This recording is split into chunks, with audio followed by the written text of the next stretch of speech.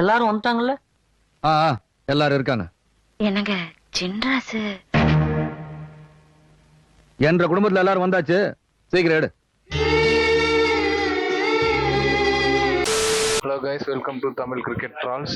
இந்தியாவோட first match champions டிராஃபில முடிஞ்சிருக்கு. ஒரு விக்டரியோட ஸ்டார்ட் பண்ணிருக்காங்க. முஸ்தபிசுர் ரஹ்மான் பாத்தீங்கன்னா மேட்சுக்கு முன்னாடியே ஒரு பிரஸ் மீட்ல என்ன சொல்லியிருப்பாருன்னா, இந்தியா விசஸ் பங்களாதேஷ் தான் ஃபைனல் வரும், அதுல இந்தியாவை பீட் பண்ணி பங்களாதேஷ் தான் ஜெயிச்சு ஃபைனல் வின் பண்ணணும்னு சொல்லியிருக்காரு. அதை பத்திலாம் நம்ம இன்னும் கொஞ்சம் டீட்டெயிலா இந்த வீடியோல பார்ப்போம். பங்களாதேஷ் ஃபைனல் வர்றது இருக்கட்டும், ஃபைனல் வர்றதுக்கான டீம் முதல்ல இருக்கா? சரி, அப்படியே ஃபைனல் வந்தாலும் ஃபைனல்ல அவங்க இந்தியாவை பீட் பண்ண முடியுமா? அந்த அளவுக்கு அவங்கள்ட்ட டீம் இருக்கா? இன்னைக்கு அவங்க ஆடின batting, lower order middle order விடுங்க, டாப் ஆர்டர்லாம் அவனுங்க பேட்டிங் எப்படி இருந்துச்சு? பார்க்கவே ஒரு மாதிரி மட்டமா இருந்துச்சு. எதுவுமே இல்லாம நான் வந்து ஃபைனல்ல வந்து ஆடுவாங்கிறான். அதுவும் இல்லாம பெரிய மனசுல பெரிய கபில் தேவன் நினைப்பு. அப்படியே டோர்னமெண்ட்டுக்கு முன்னாடி ஒரு வார்த்தையை விட்டுட்டு அதுக்கப்புறம் வந்துட்டு டோர்னமெண்ட்டை ஜெயிச்சு பெரிய கபில் தேவாடா நீ.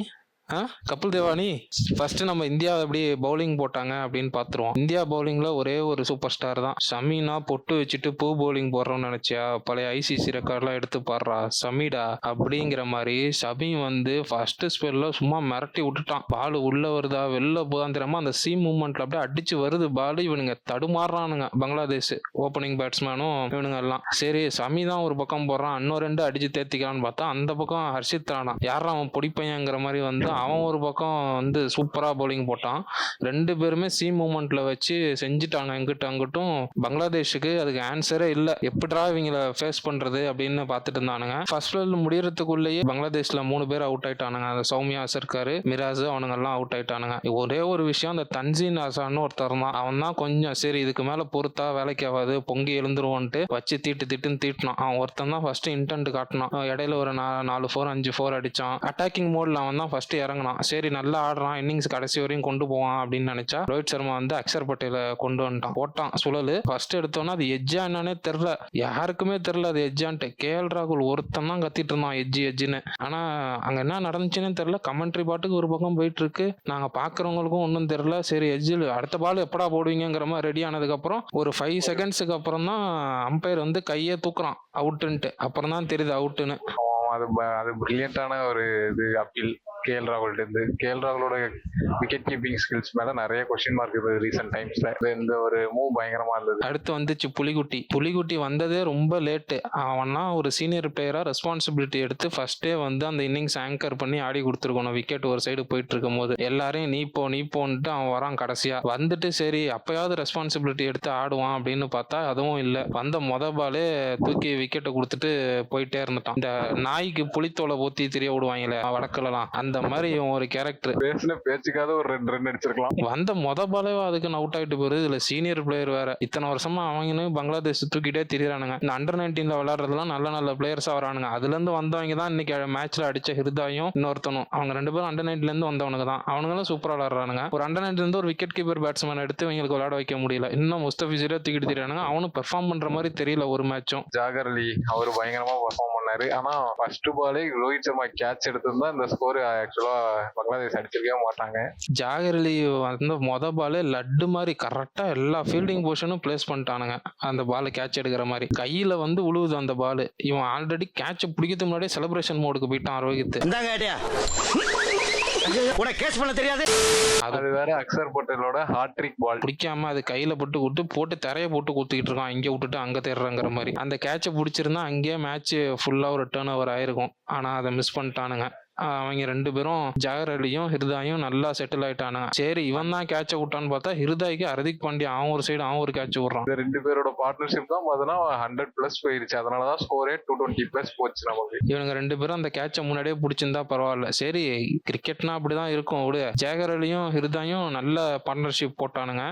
டிராப் ஆனாலும் பரவாயில்ல, ஆனா சூப்பரா விளாண்டானுங்க. அந்த சிச்சுவேஷனுக்கு தகுந்த மாதிரி அவங்க சின்ன பசங்களா இருந்தாலும் அந்த பொறுப்பை எடுத்து அந்த மேட்ச் அப்படியே பொறுமையா அடிச்சு கொண்டு போனானுங்க. அவனுங்களால தான் ஒரு டீசென்ட் ஸ்கோரே போஸ்ட் பண்ண முடிஞ்சது இவனுங்களால. ஃபர்ஸ்ட் 10 ஓவர்ல 5 விக்கெட் விழுந்துருச்சு. அடுத்த 30 ஓவர்ல விக்கெட்டே விழுவல. இவங்க அப்படியே கண்டெயின் பண்ணி வச்சிட்டானுங்க. கடைசி 10 ஓவர்ல இன்னொரு 5 விக்கெட் விழுவுது. அந்த ஜாகர் அலி அவரோட ஸ்டாட் ரெக்கார்ட்லாம் எடுத்து பாத்தீங்கன்னா கொஞ்சம் அட்டாக்கிங் பேட்ஸ்மேன் மாதிரி தான் இருக்கு. ஸ்ட்ரைக் ரேட்லாம் 130+ இருக்கு. ஆனா இன்னைக்கு கண்டிஷன்ஸ் சரியில்லை. அதனால பார்த்தா ஸ்லோவா இன்னிங்ஸ் பில்ட் பண்ணிட்டு இருக்காரு.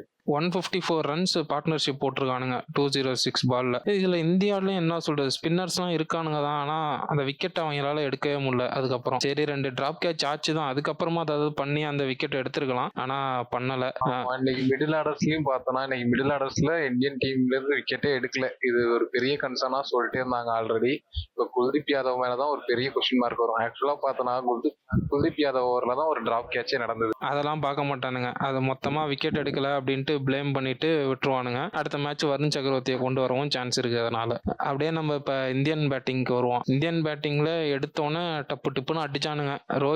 அடிச்சானுங்க இல்ல, ரோஹித் தான் அடிச்சான். கில்லு ஒரு சைடு ஆங்கரிங் இன்னிங்ஸ் ஆடணும்னு முடிவு பண்ணிட்டான். ஆங்கரிங் இன்னிங்ஸ் ஆடிட்டு இருந்தான். ரோஹித் வந்தோடனே டப்பு டிப்புன்னு அடிச்சான். எனக்கு என்ன ஆகணும்னா, அவன் எந்த பாலை சுத்தணும் எந்த பாலை பார்த்தானு முடிவு பண்ணி ஆனா நல்லா இருக்கும். அவன் அவுட் ஆன பாலு, அதுக்கு முன்னாடி பால் தான் ஆஃப் சைட்ல நல்லா பவுன்சர் இவ்வளவு தூரம் போடுவானுங்க. அதை சுத்தவான், அது மிஸ் ஆயிரும். மிஸ் ஆன உடனே ரொம்ப டென்ஷன் ஆயிருவாரு. அவன் மூஞ்சியே கொஞ்சம் அப்செட் ஆயிரும். அதுக்கு அடுத்த பால் அதே மாதிரி போடுவான், அதை தூக்கி அடிச்சு அவுட் ஆயிட்டு போயிடுவான். ரோஹித்தோட பழைய இன்னிங்ஸ் எல்லாம் பார்த்தா ரொம்ப ஸ்லோவா ஸ்டார்ட் பண்ணி இந்த டேடி 100ன்னு சொல்லுவாங்கல்ல, போக போக தான் பேஸ் நல்லா பயங்கரமா அடிப்பாரு.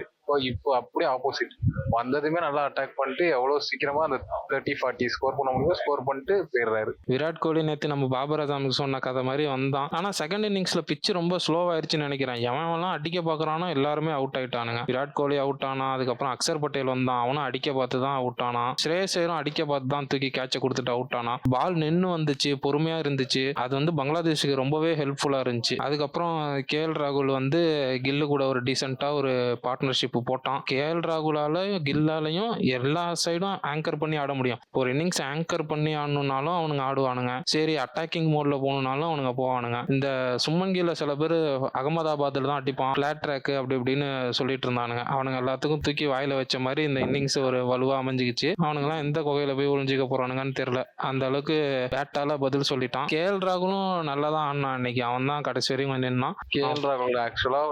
KL ராகுலுக்கே 3 டிராப் கேட்ச்னு நினைக்கிறேன். ஜாகர் அலி ஒரு கேட்சை விட்டோன்னு ரோஹித் சர்மாக்கு அங்க இருந்து குஷி, நான் உன் கேட்சை விட்டேன்ல, நீ என் கேட்சை விட்டியா அப்படின்னு. அந்த கேட்சை பிடிச்சிருந்தா கூட மேட்ச்ல எதுவும் சேஞ்சஸ் இருந்திருக்காதுன்னு நினைக்கிறேன். ஏன்னா அதுக்கு அடுத்து ஹர்திக் பாண்டியா இருக்கான், ஜடேஜா இருக்கான், லாங் பேட்டிங் லைனப் இருக்கு. ஏதாவது மிக்ஸ் பண்ணி அடிச்சு ஜெயிச்சிருப்பானுங்க. இந்த மேட்ச் ஒரு ஒன் சைடட் மேட்ச் தான், ஆனா கடைசி வரையும் கொஞ்சம் ஒன் சைடடா போகாம பால் கொஞ்சம் நின்று வந்து இவங்க பொறுமையா ஆனதால அப்படியே போச்சு. ஏதோ இதே பிக் ஸ்கோர் ஹை ஸ்கோர் இன்னிங்ஸ்னா கண்டிப்பா எல்லா பேட்ஸ்மேனும் இந்த இன்டென்ட்டோட ஆடி இருக்க மாட்டாங்க.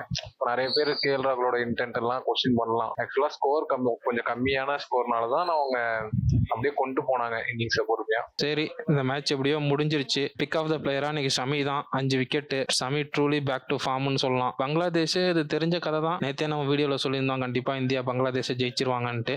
சரி, நாளைக்கு சவுத் ஆப்பிரிக்காவுக்கும் ஆப்கானிஸ்தானுக்கும் மேட்ச் நடக்குது. அதை பார்த்துட்டு நம்ம இதே மாதிரி ரிவ்யூ பண்ண வருவோம். அது வரைக்கும் பாய்.